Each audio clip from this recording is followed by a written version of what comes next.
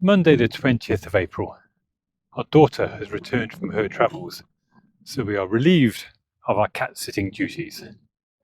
With our new found freedom, we're heading down to the Northumbria or Northumbrian National Park. More specifically today, Kilda Dam, and that's where we'll spend the night tonight with a semi-wild camp. We are taking a leisurely drive down, avoiding the motorways, and we've decided to stop for lunch. I'm not sure really exactly where we are, other than this is a place called Scott's View, and the view is pretty cool, and I guess it's looking back up into Scotland, given its name.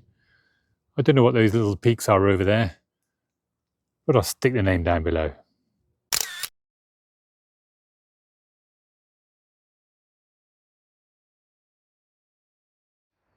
As we were passing through the quaint little town of Edinburgh, we noticed the ruins of the Edinburgh Abbey up on the hill. So we thought we'd stop, go take a look. It is rather an impressive ruin, but we're only going to take a wander around the outside.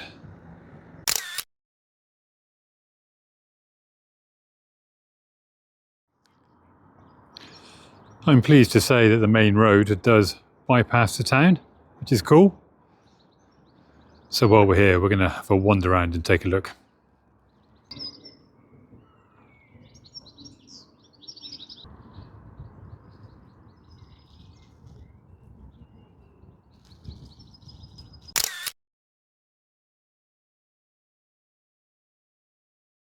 Pretty though the town is, it is somewhat dominated by this building site behind me. That's such a shame.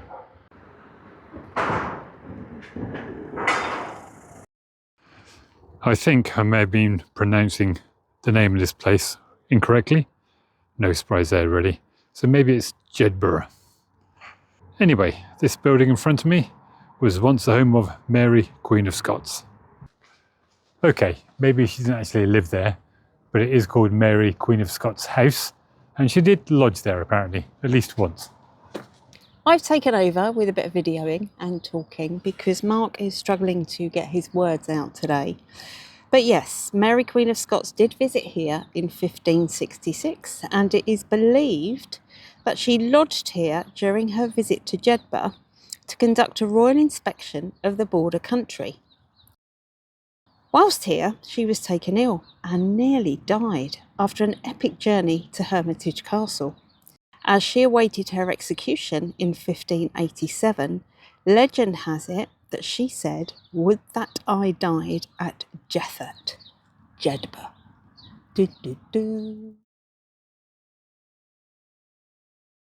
We have reached home for the night, which is on the shores of Kilda Water, not far from the dam, which we're currently walking across.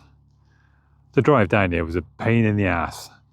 There's some very confusing road closed and diversion signs, so we ended up going probably a good hour out of our way to get here, only to find that the road closure was not on our route. It was probably more about the road sign saying, "Do not follow your sat-nav," where in fact we should have followed our sat-nav. But there we go, all part of the fun. We're not really wild camping because it is a chargeable facility, so I think it's cost us 17 quid for the night. There are toilets here, but it's not a campsite, so we'll call it a semi or a half wild camp. One thing we can be sure of, it's going to be blooming cold tonight. I think it's about 6-7 degrees at the moment, so it's only going to get colder.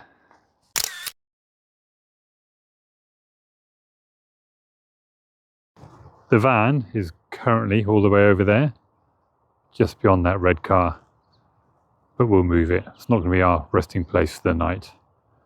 It looks like there's one of the larger camper van parked up,